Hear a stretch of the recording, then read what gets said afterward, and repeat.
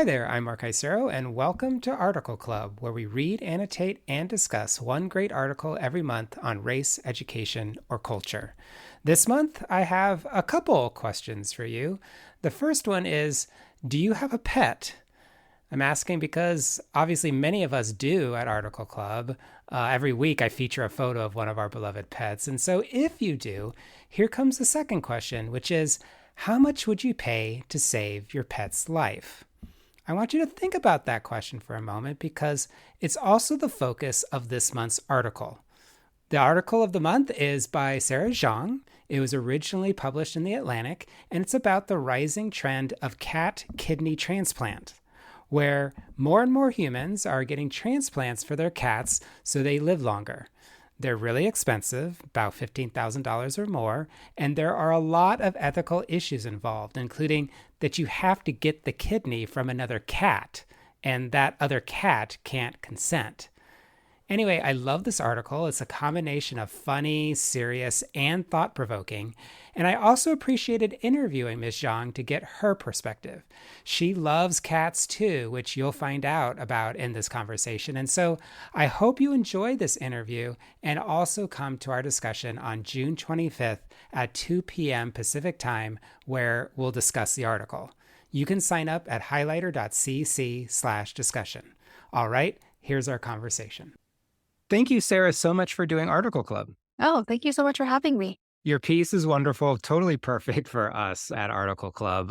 Your piece in The Atlantic, how much would you pay to save your cat's life? We all want to know, at least I definitely want to know first, how did the article even first come about? Yeah, so this is not the most interesting answer, which is that my editor assigned this article to me. I had actually not heard about kidney transplants or even know it was possible for cats until the editor mentioned that this is something that had been going on. It's actually been going on for quite a long time, since at least the 90s. And I was just immediately fascinated. As I write in the article, I have two cats. I'm pretty obsessed with my two cats. I spent a lot of time thinking about my cats and what they're thinking and what they're doing. So this was sort of an opportunity to kind of merge, the things that are already on my mind and to really engage with them on a deeper level and to also spend a lot of time talking to other people about their cats, which I love to do. We could get into this later, but I started reporting this article in March of 2020. So right when the world started shutting down. And I was, for the rest of my job, just writing, lots and lots about COVID and all of at the time, that was such an uncertain and scary time. And just having conversations with people about their cats was just such a nice bond for a little while. Yeah, absolutely. And it's interesting. Did your editor know about Pete and Wiley, your cats? My editor knows that I had cats, so I think that's one reason she asked me. But I think, by the way, my editor also has a cat. Though I think we all realized, like through the course of writing this story and like working with many different editors and fact checkers on the piece, that we all are sort of like on different spectrums of how obsessed we are about our cats. So I would say I am probably more obsessed than my editor. That's amazing. Yeah, and I appreciate that you said that you started reporting this during the pandemic, and that's what I wanted to also ask you about too, is like the sourcing and the people you talk to. Like, how did you find the folks, especially because in your piece you're talking about the various emotions, that they may feel about about cat kidney transplant. So can you take us back? It's the pandemic and you're trying to find people. How did you go and find the people, that you wanted to talk to? Yeah, it was a long process, in part just because as I was having these first conversations in March 2020, I was also saying, there's something else going on. This virus seems pretty important right now. I might need to take a break from this story and come back to you in a few months, or in some cases, it was over a year. So it was a long process. I was kind of in the background because of that. As far as finding owners to talk to, there are currently really only two, maybe three university hospitals that perform these procedures. So there's really a limited number of ways into the story, right? Because there's really only like two or three surgeons. I'm saying two or three because one of them had paused the program, but was thinking of coming back online to find them. So I really just started by talking to the surgeons who perform this procedure.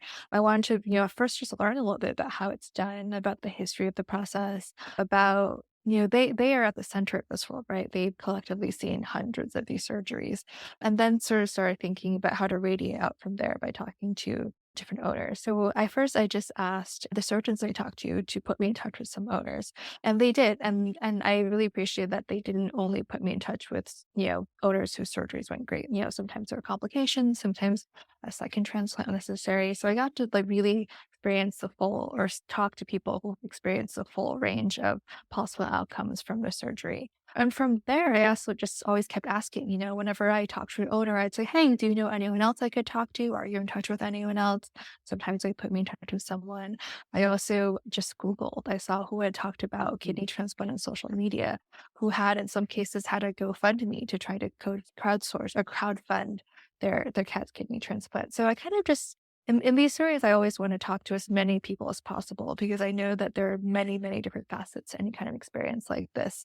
And from there, kind of decide, okay, who do I want to quote in the story? Who do I maybe want to visit? But at the beginning, I was really just trying to cast as wide of a net as possible.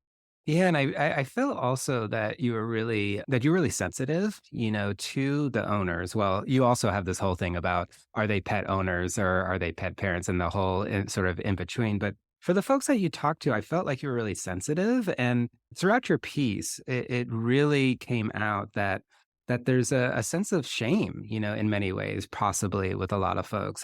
When you met folks and when you talked to them, how did you navigate this? Yeah, that's a really good question. And I think I was sensitive to this in part because I've experienced this myself, right? Like I have cats. I remember one time my cat had to get a tooth pulled and ended up being over $1,000. And I was shocked that just a simple tooth would be over $1,000. And as I write in the piece, when I went to adopt one of my cats, Wiley, I was actually explicitly asked how much money would I spend on this medical care. And I just remember being like, oh my gosh, I have no idea. Like I mean, they're gonna judge me if it's too high, and they're gonna judge me if it's too low, right? Like, what is the right answer here? And I think that in some ways was also why I was interested in this story, because I think there is so much judgment in how much you're willing to spend on your pets. I think it's like either like too much or too little can both really provoke reactions in people. And it's sort of like anything other than what I think is right is, just a strange outlier. I think, because of just I having been through this with my own cats, I was personally sensitive to this. But I also think, there are different ways that I could have written the story, right? Like one is to kind of make it a very like dishy, gossipy piece, gawking at these people who are spending so much money on their cats. Another on the other extreme is to talk about, wow, what a great scientific advance this is, and sort of be uncritical, especially about the ethical issues when it comes to taking a kidney from another cat. But my own feelings about it were complex. I felt like what was more interesting to me was the gray area, was the ways in which people disagreed. And so I didn't want to portray it as just a black and white situation because I didn't personally think it was a black and white situation. It's just aside from the money that it takes to get a kidney transplant, which by the way is $15,000. I've heard people tell me they spend much as like $30,000, $40,000 because you have to travel. There's a lot of follow-up care. The cat is on medication for the rest of their lives. It is a lot of money, but the sort of even bigger complication compared to another procedure like a hip transplant, for example, is that you have to take the kidney from another cat, and that cat can't consent to having its kidney taken the way a human volunteer can. That was the part of the article that both surprised me. First of all, the whole cat kidney transplant thing was also a little bit new for me, but I was sort of reading along and you were doing this great dance, I feel, about sort of like cute stuff about strawberry and then other things about being a cat owner and then also some serious stuff. And I felt like you were really wonderful on tone and sort of like seeing the nuances. And then all of a sudden came the consent question, and it just sort of totally took me by surprise. I was like, yeah, we need to have another cat. And so I felt like for the several pages there, I was like, oh, this is one of the big hearts of the article. How have folks felt about that consent question? You did such a great job of saying, hey, the cat can't consent. And so, of course, they've come up with some policies at these hospitals, right? Yeah, I think when I talked about the story with people, I think the baseline reaction that people often have before they like really know about how it works is like, oh my God, are they killing another cat? Which if you've read the article, that's not the case. Just like humans, a cat can survive with one kidney. But then from there, it gets really more complicated, right? Because the question is, where are these cats coming from? In some cases, I did speak to a couple owners where they like had another cat already, and like their other cat provided a kidney for their cat who needed it, who was sick. I thought it was interesting. There's one point where I talked to an owner who had 3 cats, and I asked her, "Did you consider using one of your other cats as a donor?" And she was like, "Huh, I hadn't thought about that because I wouldn't want them to put them through that." But essentially, if she was getting a cat kidney transplant, she was going to have to put another donor through that, right? I thought it was interesting the ways in which these just basically core different statuses to animals, to cats even, depending on where they're from. So, the sources of the cat kidney transplants are either they're specially bred to be lab cats. So cats are used in scientific research. They're also used to develop vaccines and medications for cats themselves. And they are also used as blood donors for when some cats come into the hospital and need blood. And another source at the University of Pennsylvania, they've actually set up this like pretty intense program where they've partnered with a shelter in a more suburban part of the state where they'll sort of choose these cats and bring them to the hospital and like wait until there's another sick cat who might need their kidney. And so, in some ways you can say like, yes, you are rescuing a cat from a much worse life, either in a lab or, possibly in a shelter. That's also, again, more complicated because the cats that are coming from the shelter, they're usually kittens.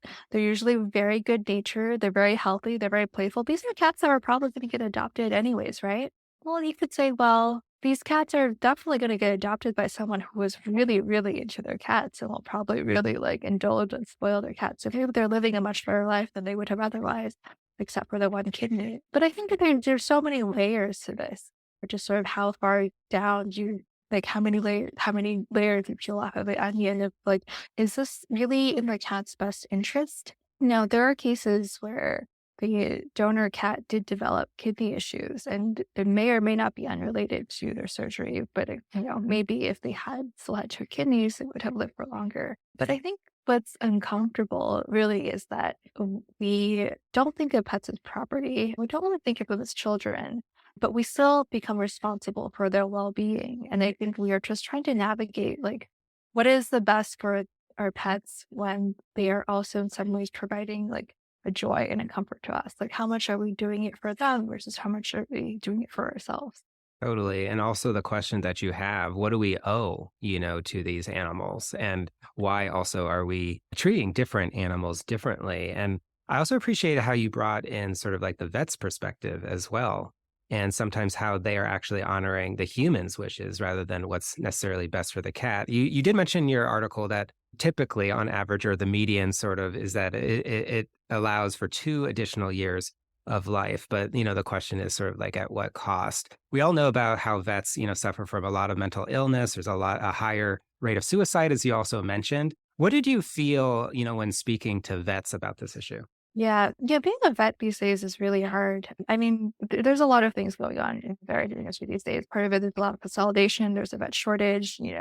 If any of you have tried to see a vet in the past few years, you probably found that it might have been kind of difficult to get an appointment, especially when I go see a specialist, for example. So being a vet is just a really hard profession, right? It is in some ways it's like being a doctor. You could be on call 24/7, depending on the kind of practice that you have. It can be very stressful. And so if you add money to the equation and it just becomes, even more so. For example, like if you vets are often dealing with owners who might want to do something but don't have the money to save their cat or dog. Maybe it's a puppy who had a fracture. That's something that's very treatable, but it is something that is going to be quite expensive. What do you do in that case? Or on the flip side, you have a dog who's been through maybe who has cancer, has been through radiation and multiple rounds of chemo, and it's pretty clear they're not going to make it, and they're really, really struggling. And that's told me like they face these decisions all the time where owners want them to do, oh, just try one more thing. And they can tell that this is probably just going to cause them more suffering rather than to help them actually get better. So they're in this kind of uncomfortable situation where unlike in human medicine, euthanasia is an option, right? Most people think of at a certain point euthanizing your pet is probably the humane thing to do, and that makes that decision really difficult. I mean, not that this decision is not, you know, also extremely heart wrenching and excruciating when it comes to human medicine, but it's different because of that option of euthanasia. And, there are many reasons that are contributing to the burnout in veterinary medicine, but the fact that they are often having to deal with extremely emotional situations and dealing matters of life and death. One of the surgeons I talked to told me that he had been interested in medicine and had originally wanted to then go to medical school, become a human doctor, but thought that he couldn't deal with having to face, telling a mother that her child had died. And so now he's realized, well, being veterinary medicine, I wouldn't say exactly the same, but often a lot of the emotions really are the same. Yeah, totally. And I really appreciate how you talk about, sort of like the different options with healthcare for humans versus animals and pets. And another piece right at the end, you also talk about the healthcare for humans, especially as we've seen with huge inequities in race as well. It's like your piece had so many different pieces about ethics and morals.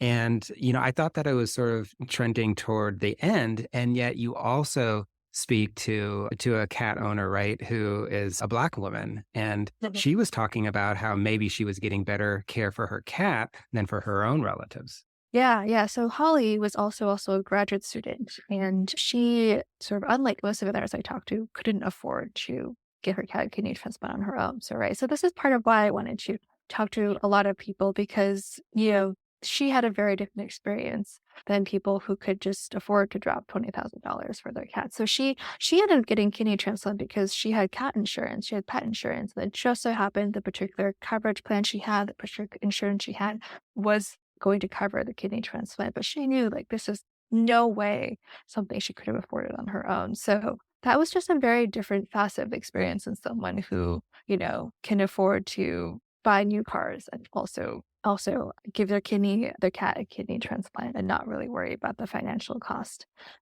Yes, and she was saying that she had family members who had died of kidney disease while waiting for a transplant, and here she was with her cat, realized sort of the privilege she was in, that she was able to get her cat a kidney when she knew family members who couldn't. I think this was just one of the ways in which I feel like the how we see our pets, like the inequalities we see in our pets, and also sort of the discomfort we feel towards that is really a reflection of also the discomfort we feel towards the inequality in human medicine. They kind of reflect back on each other.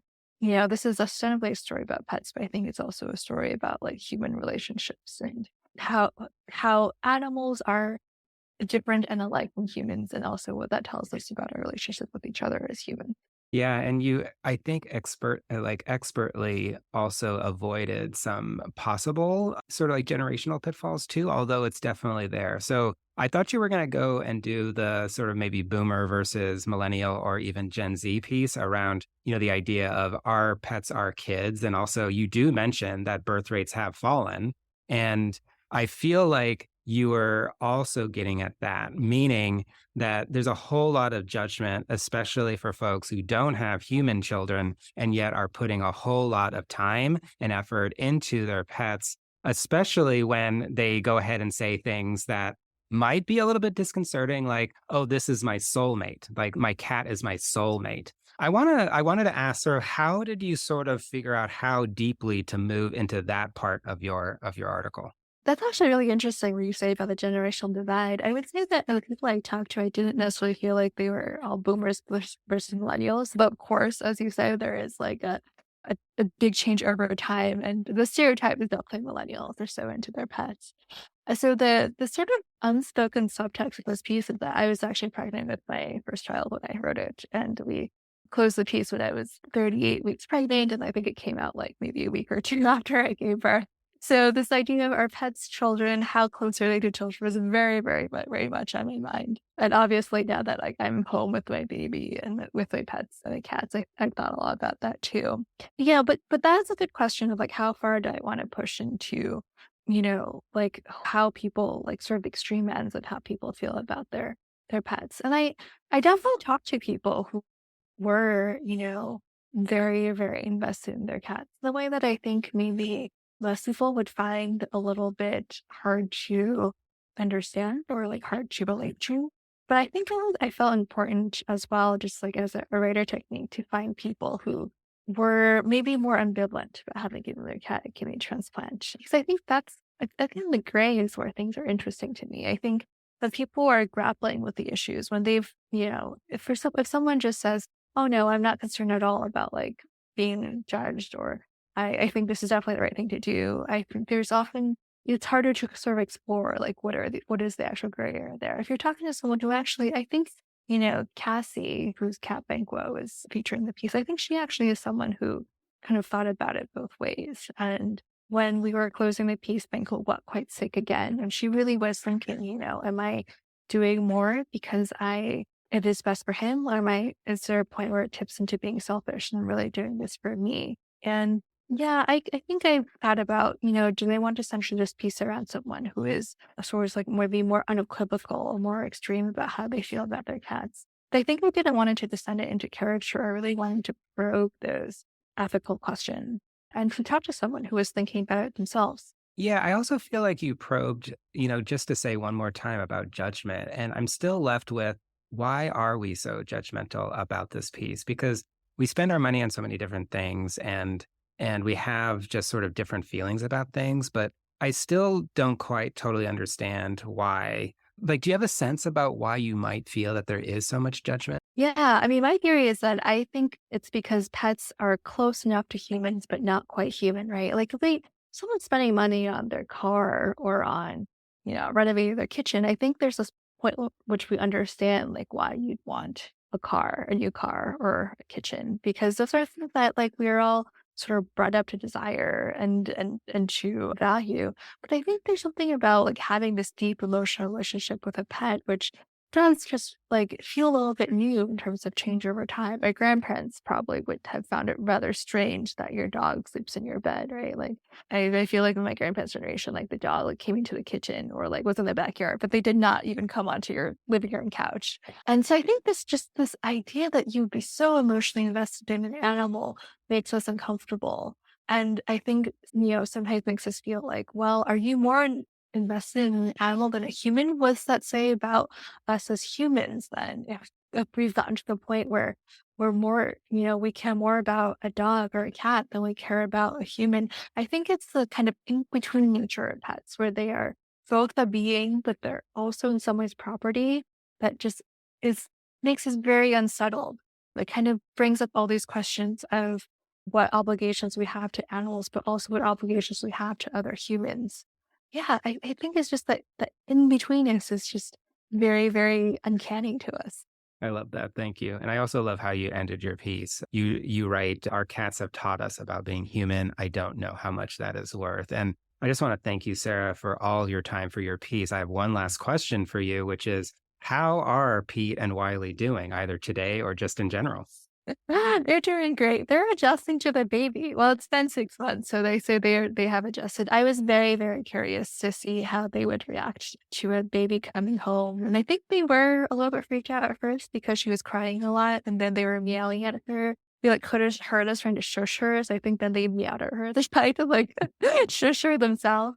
But it's been so interesting to watch them unlock mutual awareness, In the beginning, the baby was, like, it's like a little potato, like doesn't know anything, can't really see anything. And now she is also so interested in them. Whenever she sees the cats, she is, you know, like she was like reaching to touch them. She like is making sounds and smiling at them. They're a little bit more wary of her as she's starting to move. So we'll see how this relationship develops. That's the best. Thank you again, Sarah, for doing Article Club. Yeah, it's my pleasure. I want to thank Sarah Zhang yet again for writing this piece and also sharing your views. It was really, really great. And I can't wait to talk about it on June 25th. If you're interested, again, you can sign up at highlighter.cc/discussion. Article Clubbers out there, I really appreciate your listening to this as well as reading all the great articles that I share every week. I'm really, really appreciative of you. Hope you have a good week. And if you do want to reach out, you can always reach me at mark@highlighter.cc. Have a great week.